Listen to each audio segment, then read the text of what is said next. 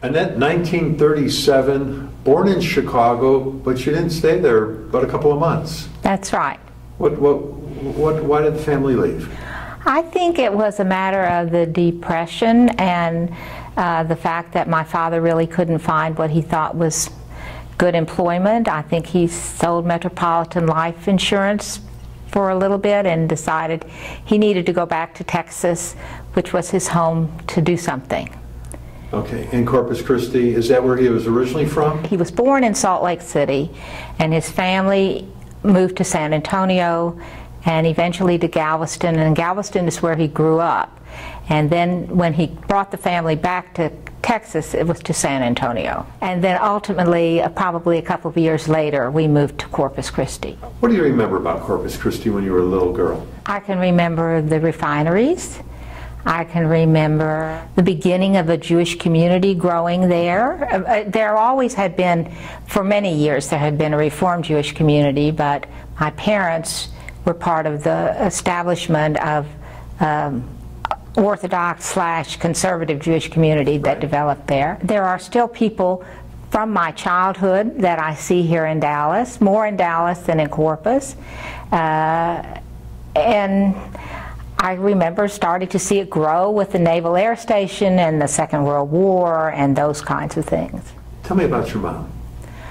My mother was a stay-at-home mother, originally from Chicago. That's how my father ended up in Chicago. Well, did she ever talk about being a culture change for her coming from Chicago down to Texas? Well, I think she missed a lot of the Jewish things that were in Chicago. She was a graduate of I think a high school where she learned to type, so I wouldn't tell you that she had a terribly cultural experience in Chicago. I think that opened up more in Corpus than it did for her in Chicago. Do you remember your grandparents at all? Yes. My father's parents were alive. My grandmother was alive till I entered college, and my grandfather was alive when my first child was born. My mother's mother had died when she was 16, and my mother's father was alive until I was probably in the first grade and would come to see us about once a year, and he was a very Orthodox Jew. And do you know what they did for a living, your grandparents? My mother's father bought and sold old gold and traveled the United States doing that. I don't really know how he made a living, but apparently he must have made something of a living. And my father's parents were in a very small scrapyard, very small, and barely made a living. Mm-hmm. And they lived in Victoria. I can't tell you how they ended up in Victoria, but they did. They lived in Victoria. Where did you go to grammar school? In Corpus. And what was the name of the school? I went to two grammar schools. One was called Crosley, and the second one, in the 5th grade, I went into a school called Sam Houston. High school? High school was W.B. Ray High School, which is still a big high school in Corpus Christi. Okay, talk to me about high school life. Oh, I was very involved in high school life. I was the editor-in-chief of the yearbook and very involved socially in Corpus with, I guess, the set that were the cheerleaders and the doers in the school. And I had a wonderful experience in high school, really wonderful, flourishing experience. Now, when you were just a little girl, World War II broke out. Correct. Do you remember, did it affect your family at all? Oh, very much. My father was in the scrap business, and so he went from being a very small, buying and selling whatever he could, to really working for the U.S. government and being told what he needed to buy for the government.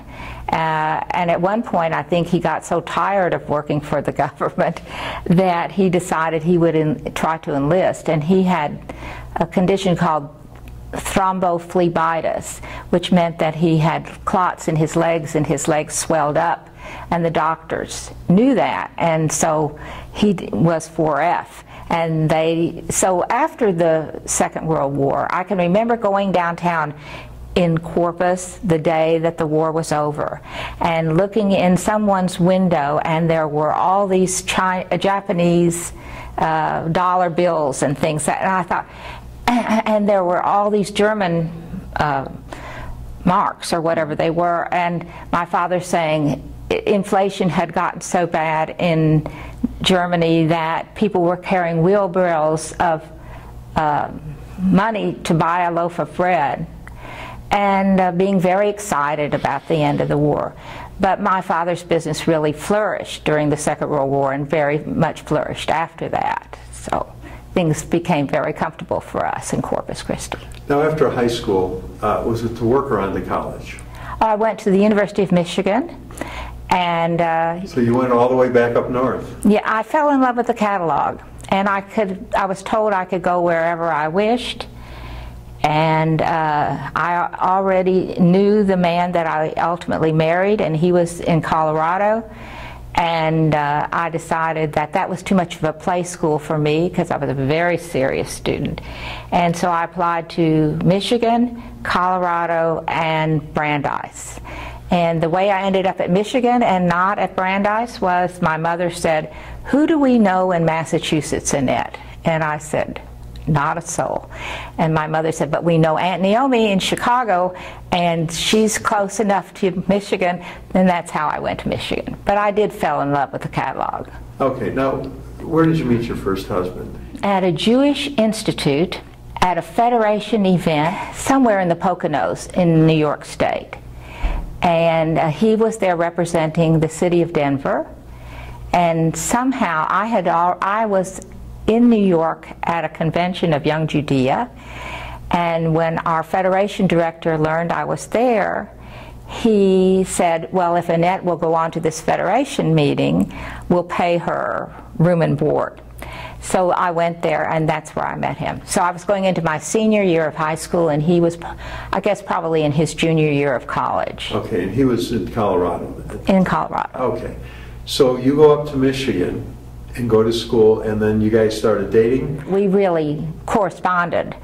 And then my second year in college, my husband-to-be said, "I want you to come to school where I am." And he was entering Hebrew Union College at the time in Cincinnati, and I transferred to the University of Cincinnati. Okay. Which was like going back to high school from Michigan, really. And then you guys got married at that time then? At the end of my sophomore year in college, yes. Okay. And then where you finished school? Yes. And then where did you guys settle down after school? He was invited to come to Dallas, Texas, to become assistant rabbi to Levi Olin. You were glad then to be coming back to I never thought I'd live in Texas again. I never had any interest in living in Texas again. I really thought I was a big city urban gal. And so, I mean, to live in Cincinnati was a thrill, you know, to wear gloves downtown on Saturday, and it was really go to symphony, and musicals traveled through, and they had a great symphony and opera at the zoo. It was just great in Cincinnati. Yeah. So I never thought I was coming back to Texas, never. And you come back to Dallas. Tell me about life down here now. I think Central Expressway was 2 lanes in each direction at the time, and when TI let out at 4:30, I mean, you couldn't even hope to get on the Central Expressway at the time. Wait, what year is this? 1962. North of Temple Emanu-El was basically pastures, and I remember my son was maybe a year and a half old, and we saw this little horse prancing around, a little colt in the pasture, and I said to him, "Jeremy, what is that?" And he said, "Goggy." So I think the Jewish community followed Temple Emanu-El north. That's my impression of what was going on. My first husband was Saul Besser, Rabbi Saul Besser, and we came here as assistant rabbi to Temple Emanu-El. And then when Temple Emanu-El decided that they needed to have a northern branch, or a northern, that the Jews were moving north, and there needed to be something that covered the Reform group out there, they approached my husband to do that. And then when the establishment members' children were interested in moving with him there, people like Irving Goldberg said, "We're not going to encourage that." And so he left and went to the Union of American Hebrew Congregations, and we went to the Washington, D.C. area. And then when Shalom became established, but those establishment families, children by and large decided to stay at Temple Emanu-El, the people who did found Temple Shalom invited him to come, and he was responsible for the raising of the funds and the building of the building.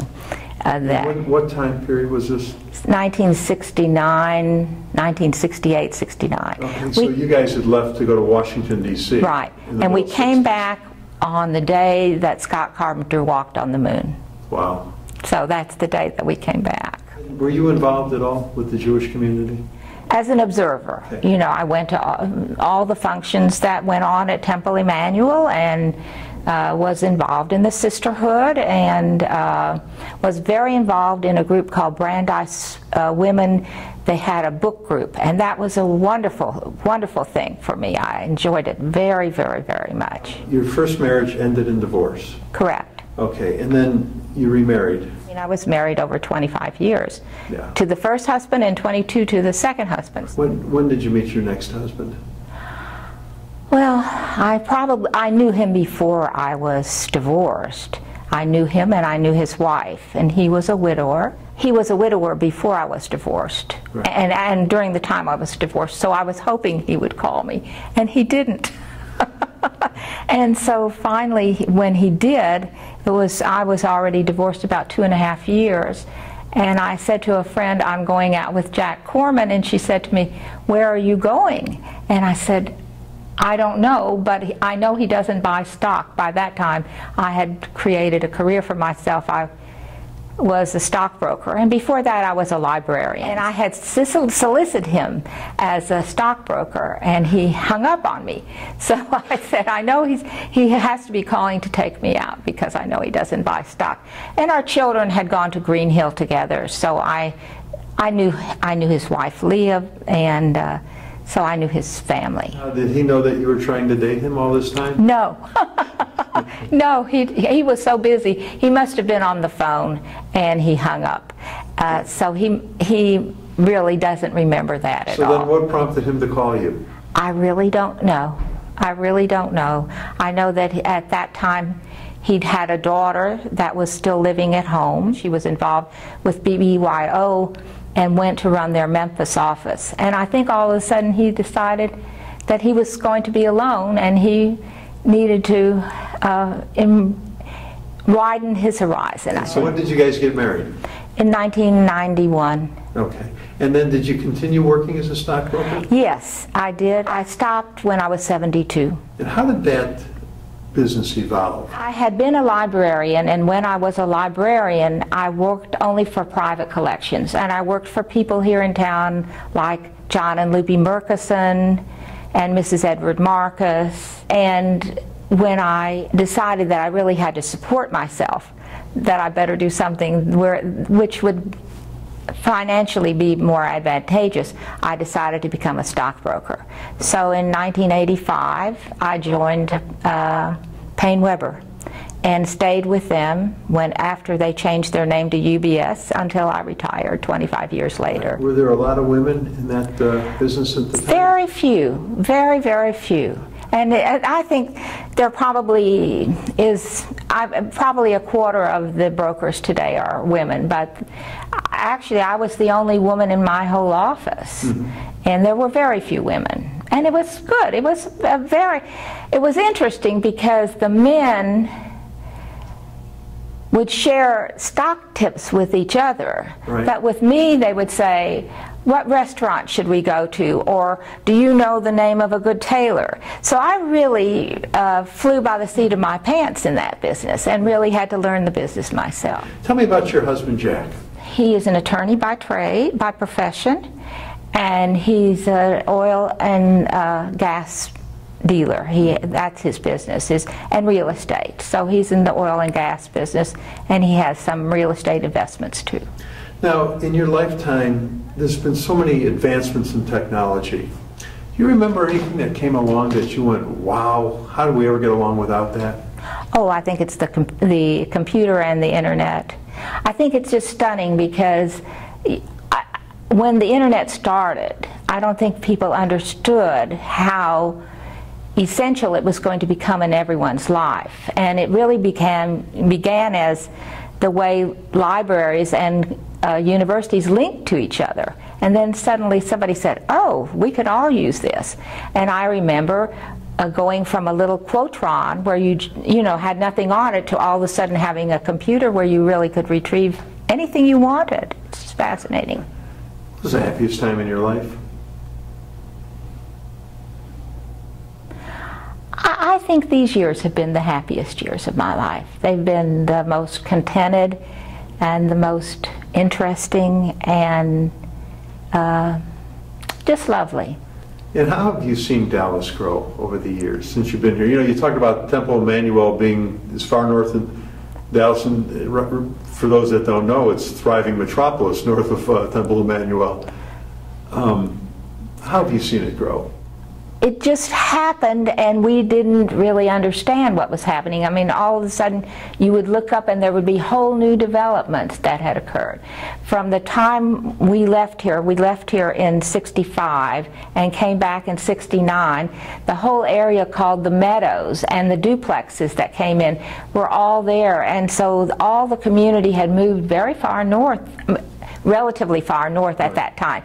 And I remember being here when 635 was developed, and thinking that that was the end of everything. And now you go on and on and on, and it goes on into Plano, and it goes on into Frisco, and it goes on into Allen, and I mean, it's just amazing. And I think with that, I can remember being on an elevator downtown at Neiman's, and someone came on the elevator speaking French, and I thought, oh, we're so global at this time. And now you hear languages in the malls. I mean, people from Africa, people from all over the Middle East.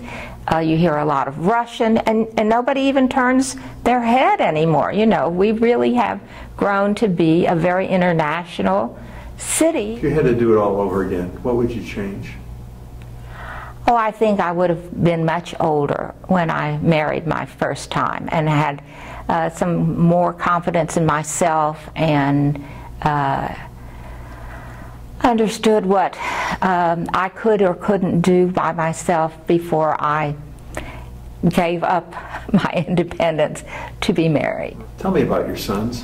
I have two sons. My first son is Jeremy Besser, and my second son is Ethan Besser. Jeremy was born in Cincinnati before we came to Dallas, and Ethan was born at Baylor Hospital. They both attended school here in town, and started out in the public schools and went to Kramer. And Jeremy went to some middle school, I can't remember which one, and then we moved him to Green Hill, and Ethan followed the next year from Kramer right into Green Hill, and they both graduated Green Hill, and they both graduated the University of Texas. And I think that they both were in the School of Communication, and Jeremy has always been in some form of the advertising business here in town. He's worked for Bloom and a lot of the different agencies here in town. He worked for Timberland McLean for a long period of time, and then he became a partner in a business here in town called Directors, and now he's freelancing with a group called Treehouse Productions, and is still with TV advertising. He's a father. He has 3 children. I have a 16-year-old granddaughter and twin grandsons that are 14, and they're everything Garrison Keillor says grandchildren should be. And I have my son Ethan lives in Denver, and has done work on the internet, and currently is selling residential real estate in Denver. The 60s were a very turbulent time. Yes. Vietnam War, of course, the hippie movement. And the Kennedy assassination. Kennedy assassination. Did any of that era affect you at all? Oh, I think I lived through a lot of it, because we happened to be in Washington when the March on the Pentagon occurred, when Johnson announced that he wouldn't run for president for another term, and we happened to be in Dallas when the assassination occurred. And I think that's when my son realized how important TV was, because he ended up in his high chair sitting and watching TV and eating all his meals in front of TV for 3 days solid. I mean, we just never left the TV set. I mean, you were watching history change before your very eyes. It was amazing time, and a terrible, sad time too. You had 2 sons and 3 grandkids. I have 3 stepchildren, and as a result of that, I have 4 more grandchildren. So there are 7 grandchildren total, and 5 children total. So it's very nice. Annette, what advice would you like to leave to the next generation? Enjoy your life. Prepare yourself so that you're ready for any opportunity that you have that comes before you, and understand your opportunities.